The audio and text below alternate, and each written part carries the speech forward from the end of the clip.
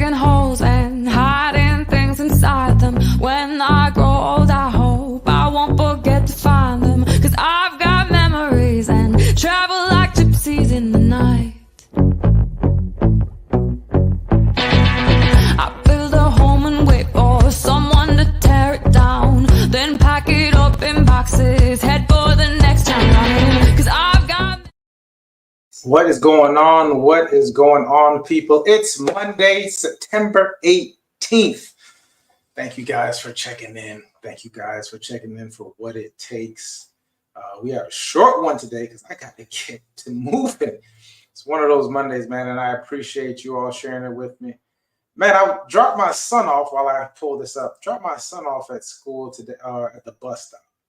I mean, we are, and I think every person in their life has that one bus driver that is right on time. You have to do at least 1 year. I remember in high school we had one as well. But man, his bus driver is supposed to be there at 8. I think it's 8:38, 8:39.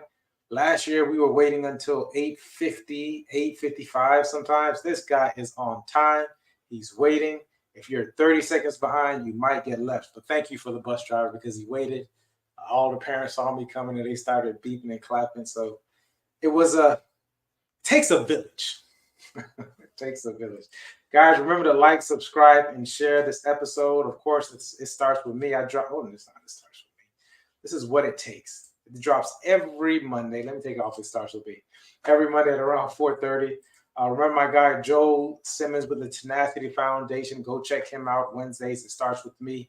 His YouTube channel is the Tenacity Foundation. That's where you'll find that show on the screen. Of course, on Fridays, we sum it up with Community Beacon. Last week, we kind of spoke about my old entrepreneur days. We're actually talking about health, wealth, and balance within business this month. So we shot a couple episodes on Friday. It was really, really good. It brought me back to my old days of how we established these different things. It's a really good show. I want to do a recap on it because there's a lot of gems in there that we tend to drop in that 30 to 45 minutes. So check that show out. So let's go to see what's going on in the real estate market, some real estate news. I have a quick article for you guys. We'll check it out. Let's see. It says 20% of buyers are waiting for prices or rates to drop. I find it's true. It's probably in my database. A lot of people are waiting because of, in their minds, a higher interest rate. We're at around 7, a little above 7. And of course, the sellers who are selling want top dollar, and 80%, if 20% of people are waiting, guess who's not waiting? 80%. The Pareto principle. It says buyers' demand is stronger than it appears as 15 to 20% of buyers wait. This is by ethnic group. Wait for lower home prices, and 18 to 25% wait for lower mortgage rates. They're probably all the same. The people who are getting squeezed are the buyers at the lower price point. Some people have no choice but to wait because obviously, naturally, if you could buy, you'd buy it and then you would refinance your mortgage if the rates when the rates get lower, which I think is going to probably happen after the presidential election. But let's read it.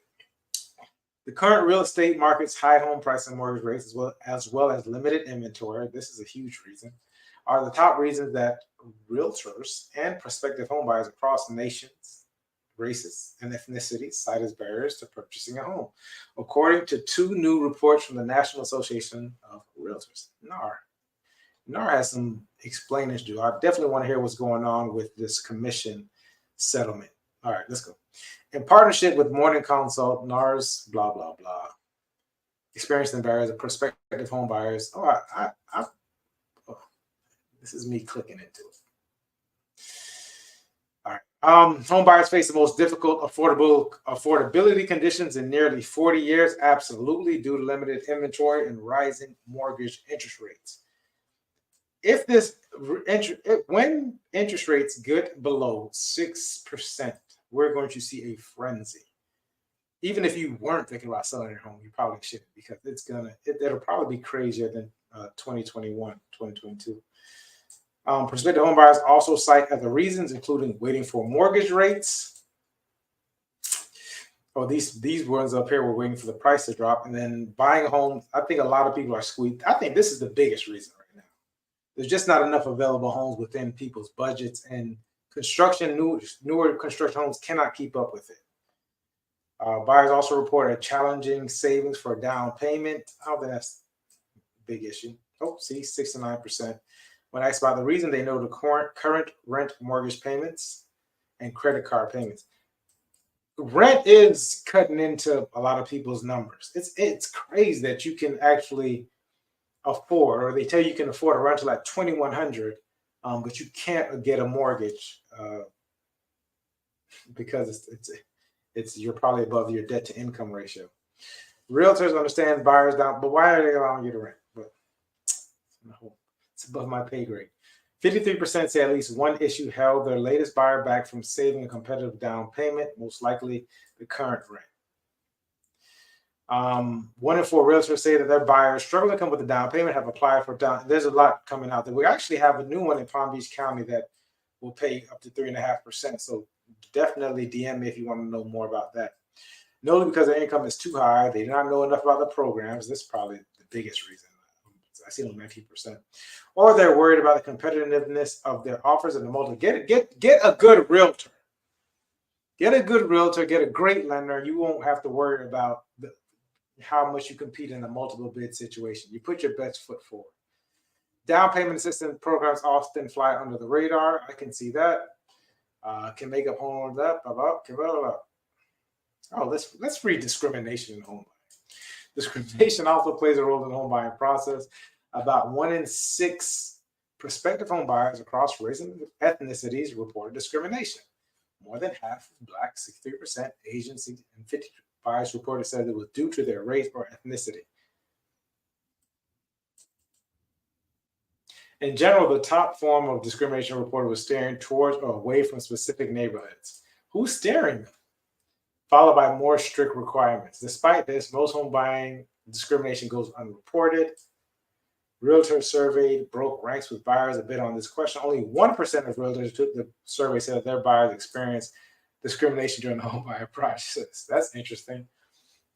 But what else would they say? 13% not sure. Of the few realtors who did report discrimination based on ethnicity, most cited their mortgage lenders and the type of program, loan product offered, or that buyers did not receive callbacks from lenders. Of those realtors who report discrimination, 57% was on race. I personally, I think it's the associations. That's if there's any discrimination.